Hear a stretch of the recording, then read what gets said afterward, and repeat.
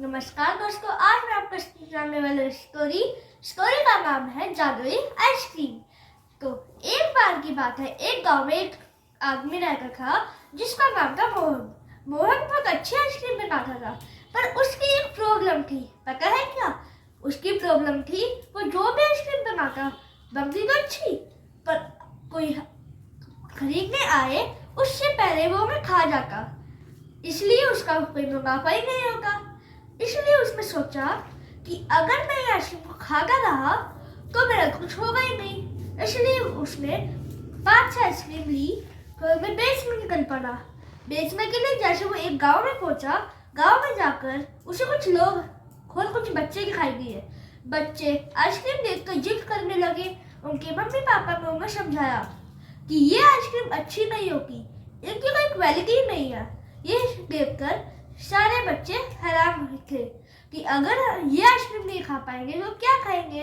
जब उन्होंने ये सवाल अपने माता पिता से पूछा तो उनके माता पिता ने कहा कि हम तुम्हें अच्छी जगह की आइसक्रीम खिलाएंगे, ऐसे आइसक्रीम खाने के बाद तबीयत खराब हो सकती है।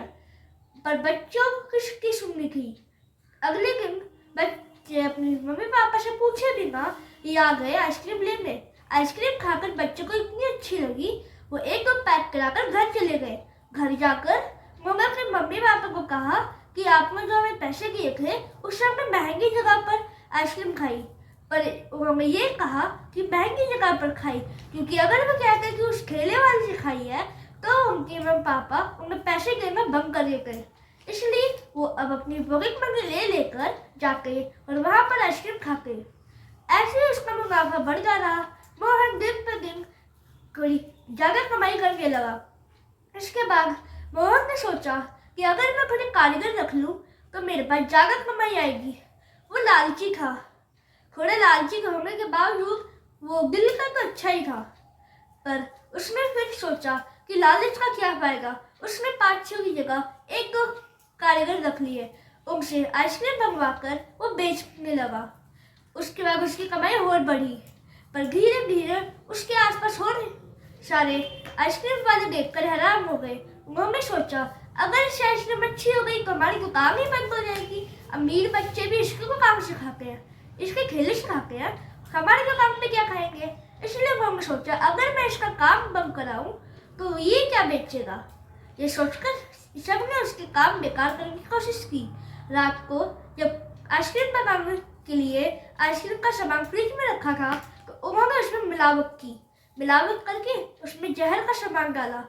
पर यह बात भगवान को पता थी। भगवान ने सोचा अगर ये इतनी बुरी किस्मत से अगर ये जीत पाए तो यह गलत बात है। इसलिए उन्होंने सोचा अगर मैं इनके साथ दूंगा तो बेचारा मोहन क्या कर पाएगा। इसलिए उन्होंने मोहन का साथ दिया और आइसक्रीम को मिलावटी होने दिया। जब पूरी मिलावट पूरी हो गई तो उन्होंने आइसक्रीम को बिल्कुल ठीक कर दिया।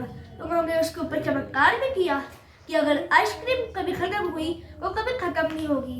रात को ये सब उसे अपने सपने में भी दिखाई दिया।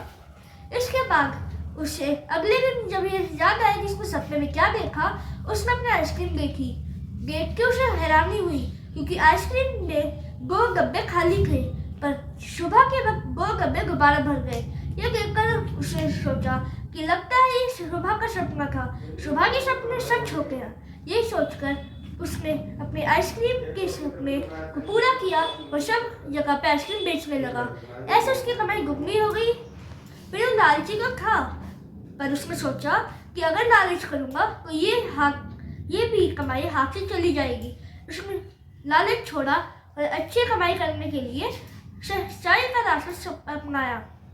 इसके साथ वो दिन पर दिन अमीर होता गया और वो एक बड़ा आदमी बन गया।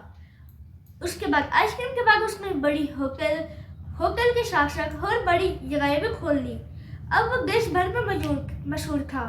इसके बाद उसने सोचा अगर मैं ऐसी कमाई करता रहा तो मैं तो सबसे अमीर हूँ। इसके साथ साथ उसने शादी की, बच्चे हुए, फिर बूढ़े होने के बाद उसका काम उसके पोता पोती ने संभाला।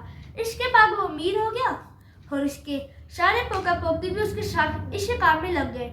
ऐसे पूरे देश भर में उसके होटल की अच्छी कमाई थी। हर जगह उसका ही नाम था। इस तरह हमारी कहानी खत्म होती है। इस कहानी से हमें ये भी सीख मिलेगी कि सच्चाई के रास्ते में जीत है। जो लोग अपनाते हैं गलत रास्ता, जैसे मोहन ने अच्छा रास्ता अपनाया तो उसकी सहायता भगवान ने भी की, पर गलत रास्ता अपनाने वालों का साथ भगवान ने कभी नहीं दिया। धन्यवाद।